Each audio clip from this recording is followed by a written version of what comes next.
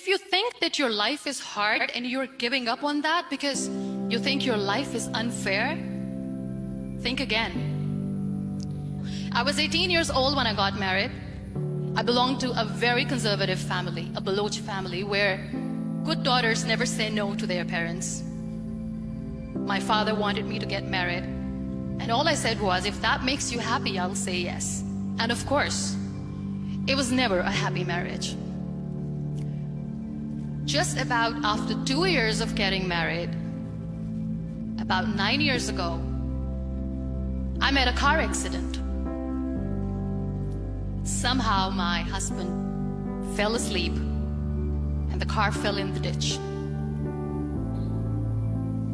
He managed to jump out, saved himself. I'm happy for him. But I stayed inside the car and I sustained a lot of injuries. The list is a bit long. Radius ulna of my right arm were fractured. The wrist was fractured. Shoulder bone and collarbone were fractured. My whole rib cage got fractured.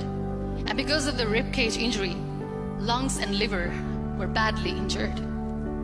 But that injury that changed me and my life completely as a person and my perception towards living my life was the spine injury. 3 vertebrae of my backbone were completely crushed, and I got paralyzed for the rest of my life. Many people came to rescue. They gave me CPR. They dragged me out of the car. And while they were dragging me out, I got the complete transection of my spinal cord. Those 2.5 months in the hospital were dreadful. I was at the verge of despair.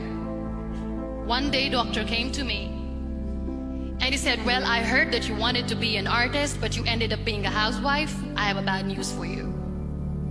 You won't be able to paint again. Next day, doctor came to me and said, your spine injury is so bad, you won't be able to walk again. I took a deep breath. I decided it's all right. Next day, doctor came to me and said, because of your spine injury and the fixation that you have in your back, you won't be able to give birth to a child again.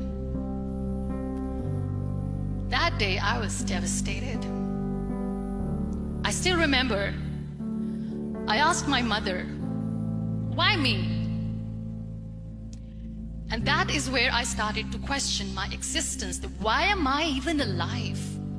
And that is where I realized that the words have the power to heal the soul.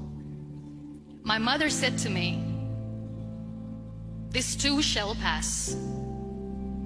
God has a greater plan for you.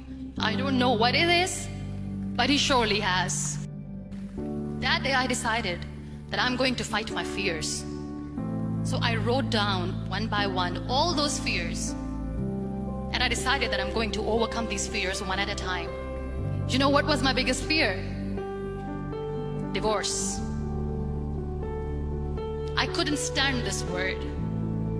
I was trying to cling on to this person who didn't want me anymore, but I said no. I have to make it work.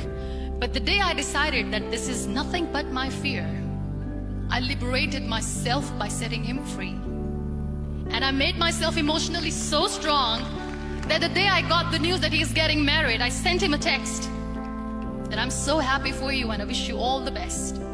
And he knows that I pray for him today. Number 2 was, I won't be able to be a mother again.